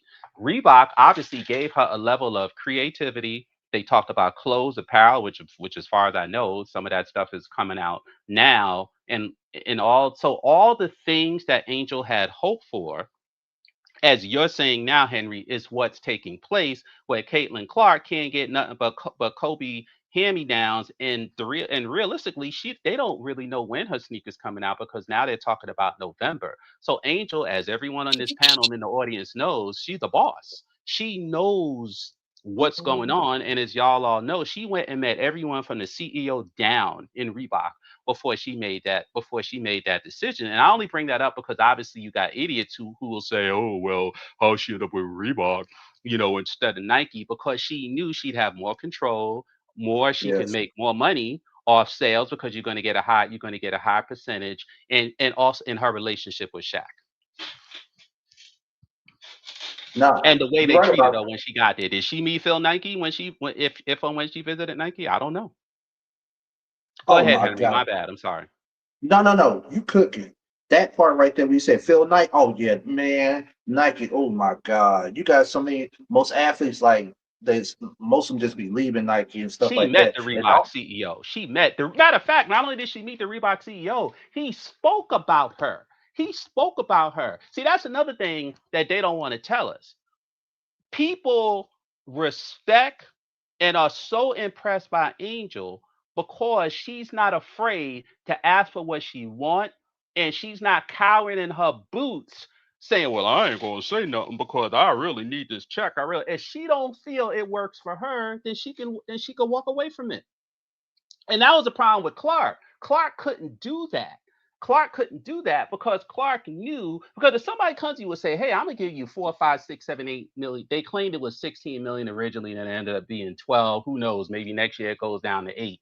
We'll see. But originally she was supposed to have $16 million in endorsements, and if you making 500K and then someone tells you overnight that you can get 16 million, for some people, they're going to do it. They're going to do it, and they're going to take it. And this is the part of the WNBA, and I'm calling it out now. that nobody in the media likes to talk about. It's all the back dealing stuff, right? So, for example, when Stephen A or some of the so-called analysts on ESPN, they try to push her like she's a one-dimensional. They know she's not a one-dimensional player. Shiny Agumike knows that she's not a one-dimensional player. That's why people like Stephen A, like even that line he said, "Oh, she's a glue. She's a glue." Dude, have you ever watched her play? Because if you ever watched her play, you would not say that. So this whole rebound thing, Henry, is so silly. Cause, and I'm gonna ask somebody, and I'm gonna say this, and I'm gonna let Henry keep talking. Nobody I know who watches Angel play HD on a regular basis ever brings up rebounding. That Right. is not the first thing we bring up. Just like the coach, when they asked him last Sunday, he was like, "Yeah, yeah, yeah, she's a great rebounder, whatever, but this is what I want to talk about." He was like, "This is what," and that's how we all feel, right? Because there's so many facets to her game. Because even in her rookie season, if you guys remember, even when um Kennedy was balling out, right? Even when Kennedy was balling out, when Angel came into the game or left the game, the sky's fortunes rose on whether or not she was in the game, because there's so many things she does that affects the game, both offensively, defensively, and in transition. She's a total player, and every coach knows that she's a total player, from how she deals with the pick and roll defensively, to how she does switches defensively, to the amount of people that have to follow her just to make sure she don't get the off to get the offensive rebound. It opens things up for Kennedy to drive to the middle, because now they got a shade. And these are the things that coaches can see. It's not hard. But the media does not talk about it, because we're not supposed to know that she's a great young talent, that she's powerful, that people like her, and that she ultimately controls her own destiny. That's why no one talks about the trade, right? Because usually when these things happen, right, what do you have? You had the media, saying, "Hey, well, this is what's going on," so-called insiders. But in this case, nobody talks about what happened behind the scenes, because if they did that, then they would know that Angel called her own shot, and they don't want that, because they still want us to believe that, hey, she got traded because she was a malcontent, and they didn't like her. She wanted to leave when Teaspoon got fired, right? And you could tell she wanted to leave, but then she came because Tyler Marsh, she stayed. She was like, "Okay, he's an offensive guy. Let's see what we can do, whatever, whatever." And to his credit, he did get her to do a lot of stuff that she didn't do with Teaspoon. Problem is, when Jeff P called her out with the after she came off the wrist surgery, that was the first mark. And when she did that article, HD and Henry, I believe that she knew exactly what she was doing, because Angel's media savvy. She knows what to say and what not to say. When she said that, she was just setting it up for her to leave. And then when he suspended her, he gave her everything she needed. And then from what you guys say and other people say, her agent went in and basically tore the place up, and said, and discreetly asked for a trade. And I think Jeff P had no choice, because, like you said, whether they threatened her, whether they talked about the illegal stuff, whether they said they're going to Stern, not Stern, I'm sorry, whether they said they're going to Adam Silver, whether they're going to, like you said, HC, they're going to get their media people. You know how it works when you have a PR company do a dirty campaign against people. That probably scared the heck out of Chicago. And ultimately, I don't think Chicago controlled that trade at all. And I'm going to tell you why, HD. And I said this earlier. You notice there were absolutely no leaks. The only leaks they had was a couple of people who may have said, "I know this," but I'm talking about from the media, like Costabile. No leaks. No leaks from Jeff, no dirty. Notice all that stuff came after the trade was announced. And think about this. Taylor Rooks, who's not a WNBA reporter, she's an NBA reporter. She broke the story. She's Angel's girl. She was on Angel's show. They already had the merchandise. All that stuff was set up. She already had the campaign in New York, the summer of Angel. All of this stuff was stacked up from the beginning. And y'all all know, if we all think Jess P is the Judas that we think he is, he would have been leaking stuff and killing. Somebody told him, "Do not open your mouth." Hell, he may not even known what team she ultimately went to, because the man said nothing leading up to the trade. And that lets me know he had no control and no power. It was either above his head or he was threatened. And And he sat and because remember, it was all Atlanta and Angels team that made that trade announcement. Yep. Not Oh yeah. one. And these are the things that I see because I know how marketing and corporations and stuff like that work. And when you see the guy that everybody says is Judas, he ain't saying nothing. He ain't, because you notice all his hit pieces came after the trade was announced, which means he ain't have no control over that trade. HD. They told his ass, sit down, mind your business. This girl's a golden goose, and we're gonna put her where she belongs on a good team so we can get buzz and things like that, et cetera, et cetera. It ain't gonna work in this hellhole because if this girl blows up the league and tells the truth about all the shit that sorry, HD, with all the stuff that happened behind the scenes, we not gonna look good in both Chicago and in the league on the whole, because as you know, HD, what happened to her in Chicago was just a microcosm of what was going on in the league as a whole. As I said earlier, both her and Fee were warriors. Angel was doing it on the local level. Fee was doing it on a league wide level, but essentially they were both the same person fighting for the same thing. Yep. Sorry, Henry, my bad. No, you cooking though. I'm just sitting here just chilling, relaxing, then getting off of work. And plus I'm finna enjoy my birthday today. Happy birthday, man! Happy birthday! I thought I was just gonna chill and relax too, so HD started talking to me. I thought I was just gonna come on and chill. No, but I ain't gonna lie though, the women's WNBA is gonna get much good. It's gonna get much better in the next 5 or 6 years because to me, I'm proud of the ladies that getting their money and to see great basketball. And also the AC Fudd. I didn't like that interview with that dude asking talking about, well, so I'm looking at what the hell? I was like, dude, no. I don't care what you do in your personal life. I'm just sitting there looking at what can you do on the court. That's what I'm looking But at. some people feel that AZ, based off of the tournament or just our game in general, some people feel she shouldn't have been the clear number one pick. So if she was, they felt they're going to ask this question because they're like, hey, why didn't you go after Lauren Betts? Why didn't you go after our fam? Why did you pick?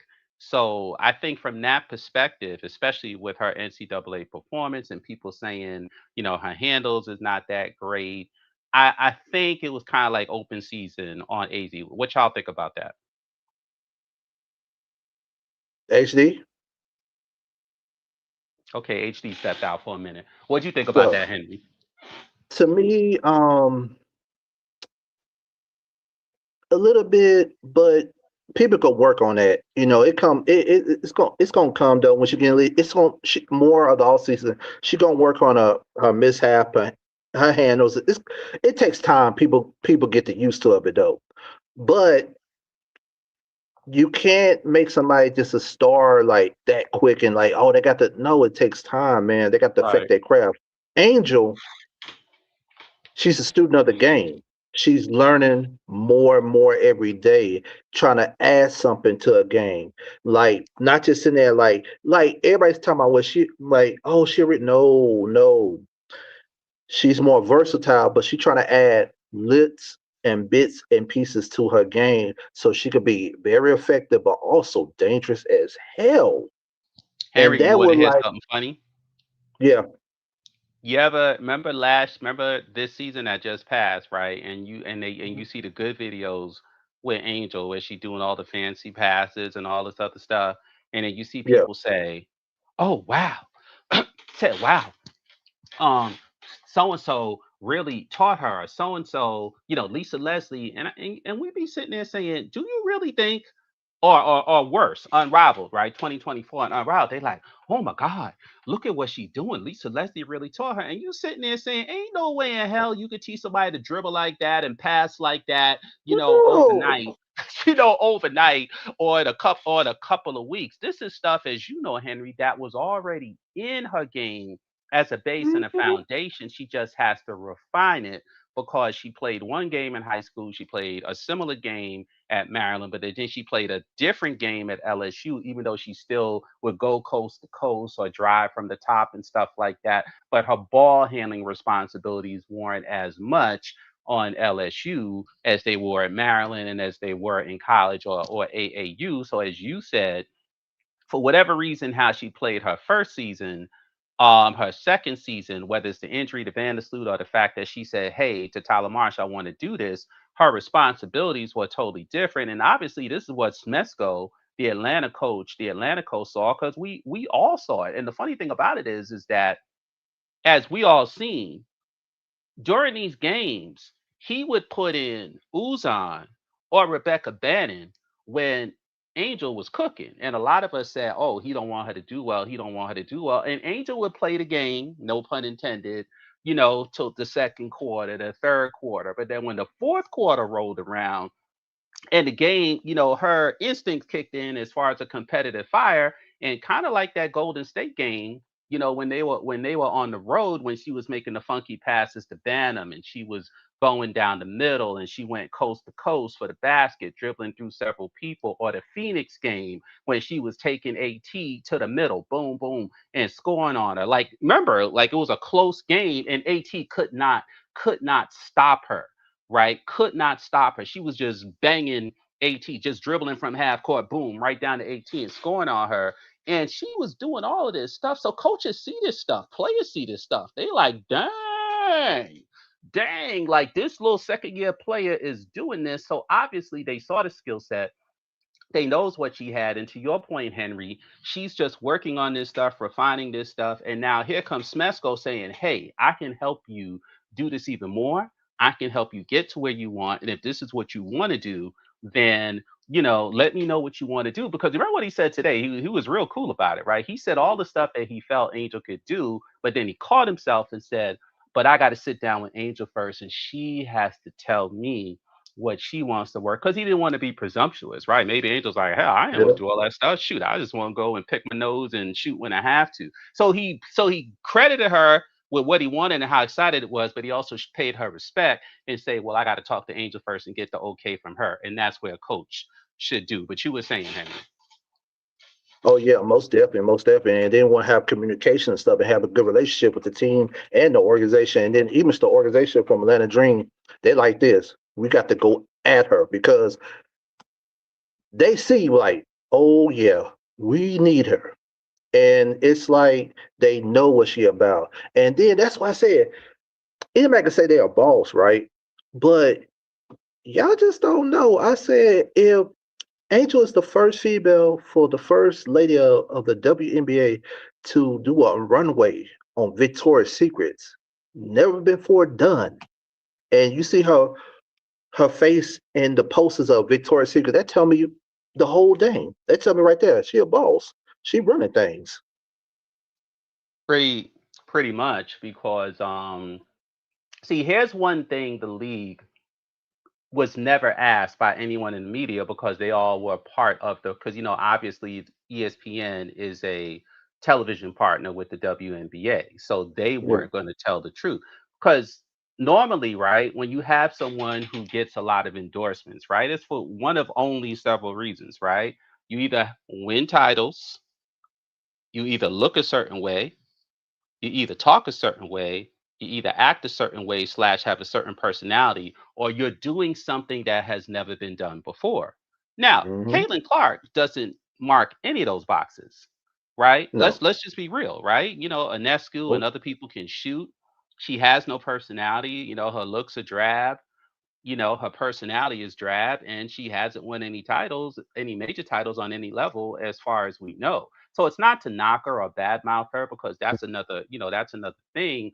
But as far as why is this person quote unquote popular, when you really look at it, there is no reason. The only reason why she's popular is because the league decided Push it. to make her popular. Now, when they were in college, right, they had the 10 million people, and I'm just going to say this for credibility, since we're on HD's chat.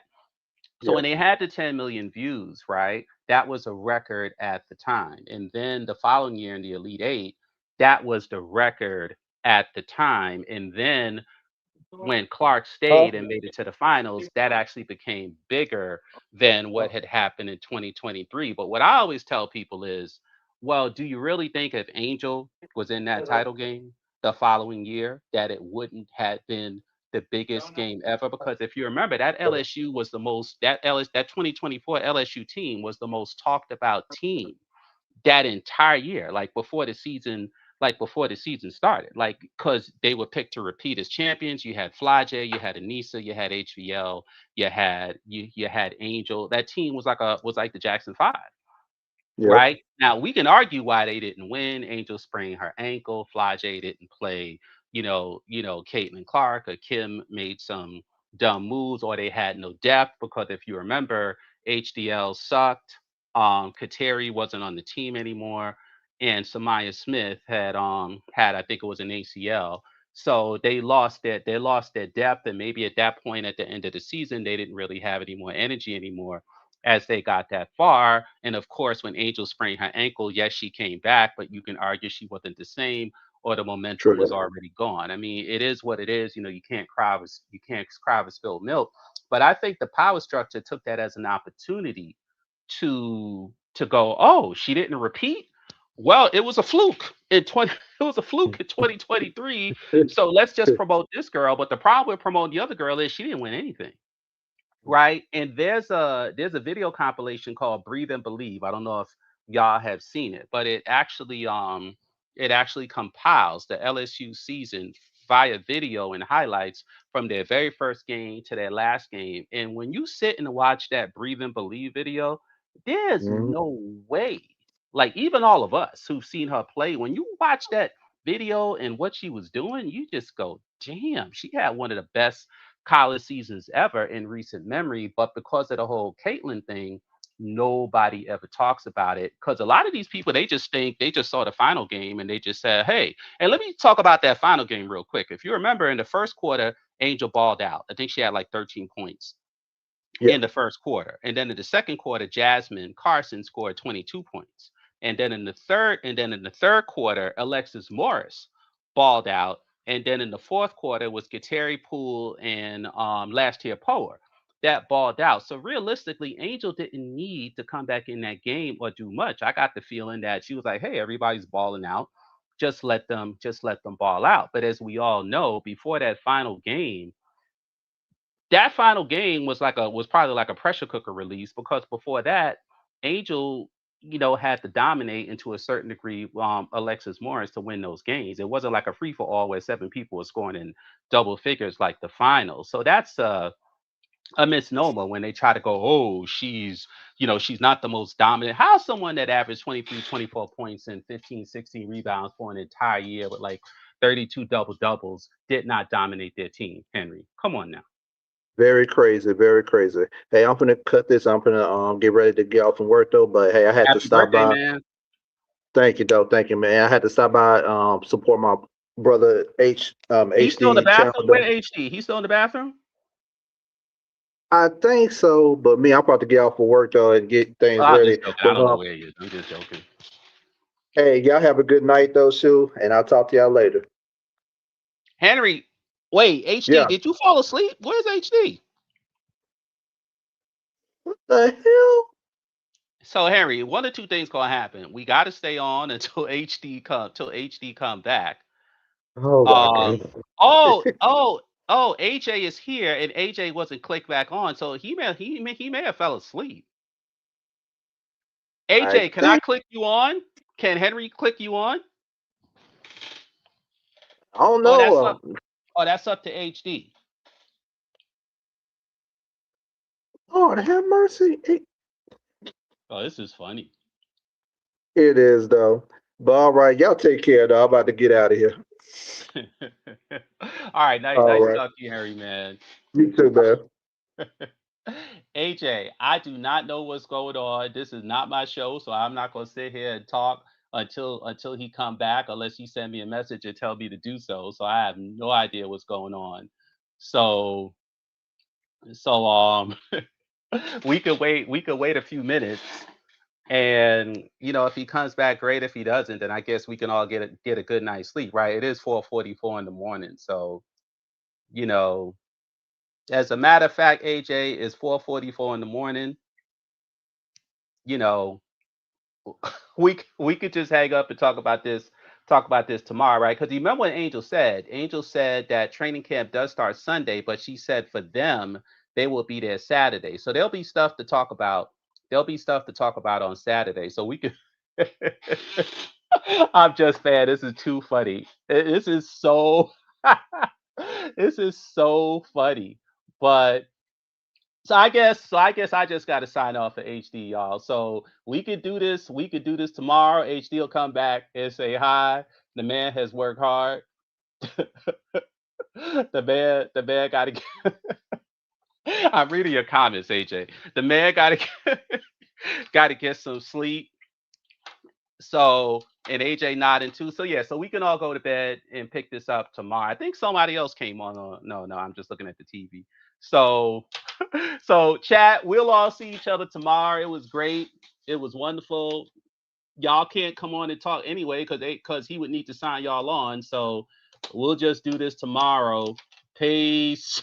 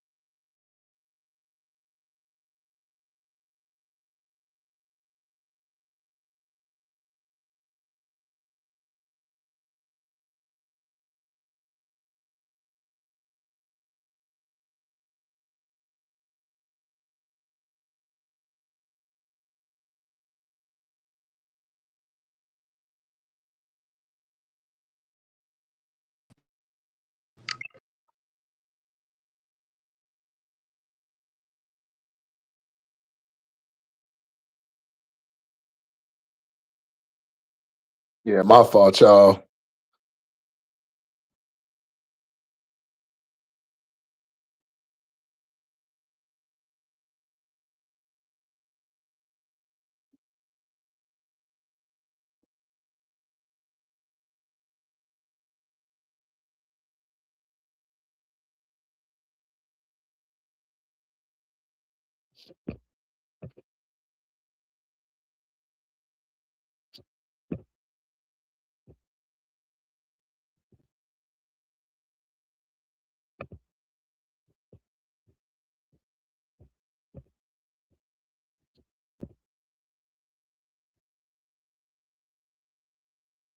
Nah, I'm up.